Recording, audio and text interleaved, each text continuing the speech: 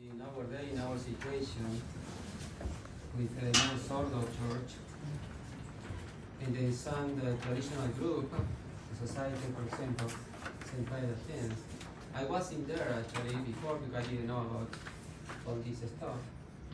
But una cum is in the canon of the Mass.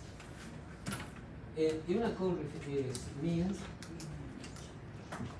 in union with. With whom? With the Pope. So I recognize that that person is a Pope, recognition as a Pope. Second, in union with everything the Pope teaches, proclaimed as a universal doctor of the Church. The Pope, can talk privately things that maybe are heresy. So I am not in union with this. But the Pope, as a universal doctor of the Church, when he teaches for the universal Church about faith and moral, I have to be in union with him. Otherwise, I am not Catholic. Understand? So this is applied to the present actual Pope. Actually, when a Pope died, it's sede vacante. So I don't have to say una cum because the Pope is dead, no Pope. Well, so this is applied to the actual and present Pope.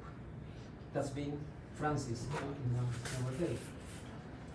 So, which is actually wrong with Novus Ordo is that all their teaching is against the Catholic faith. We know by fact, like indifferentism, false ecumenism, okay, all this modernism that were condemned already with Pope Pius X, St. Pius X. So, some people, this is very interesting because some people, Father, I live in Louisiana, in some town, and we don't have a traditional CMRI priest or another priest that is sede vacante. So can we go una cum? And first, before going to all this, if I am in union with a heretic, obviously I am not Catholic. If the Pope is a true Pope, if I am not in union with him, I am not Catholic. If I am in union with a heretic, I am not Catholic either. I cannot be in union with Luther, Calvin, Zwingli, that propagated Protestantism, and they were condemned. So some people, for example, ask.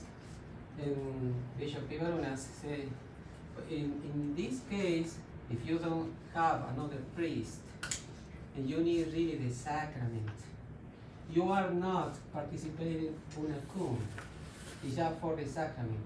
And I will say the reason, this is canon law. The church before Vatican II already, okay, made this legislation for people. This is the Canon 2261. Remember, the canon law is the expression of the church. Okay? So this is that the church teaches. Administration of sacrament. An excommunicated person is forbidden licitly to consecrate or administer sacrament in sacramento except as follows. Except as provided in paragraph number 3, the faithful can for any just cause ask for sacraments or sacramento of one who is excommunicated, especially if there is no one else to give them. This is so clear. Let's suppose I am all of sin, and I know a priest.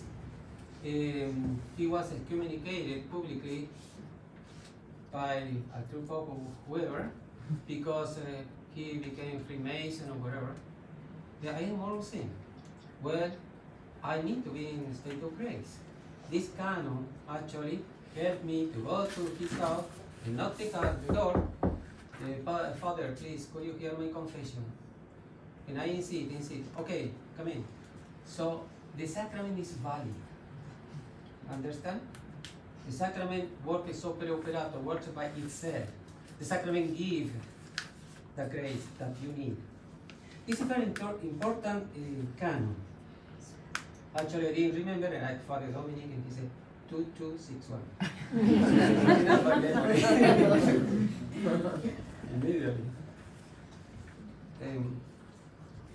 And in such cases, the excommunicated person so asked may administer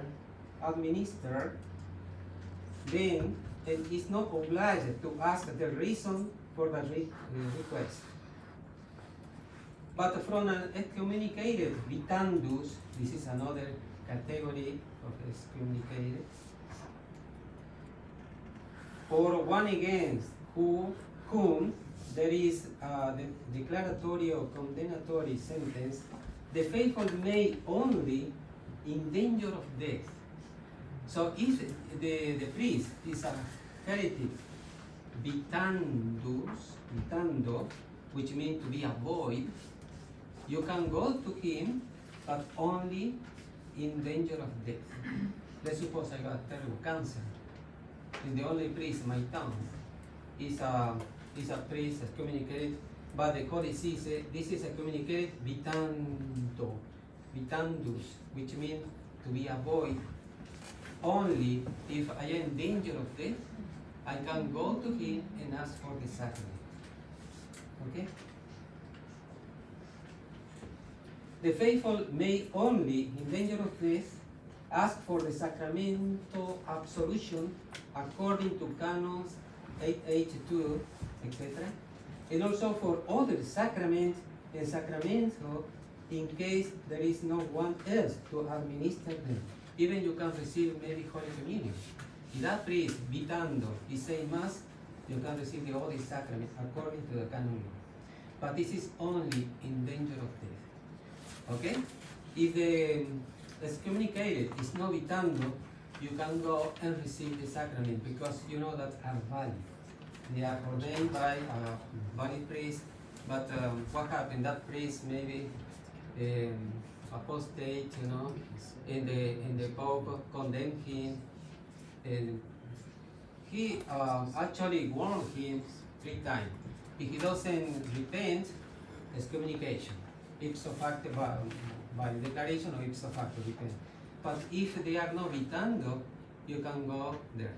Now, Father Dominic talked about invincible ignorance. Maybe you don't know that it's vitando or whatever, and you go. That's okay, because the invincible ignorance. What is important is to receive the sanctifying grace, okay? To be erased from the moral sin.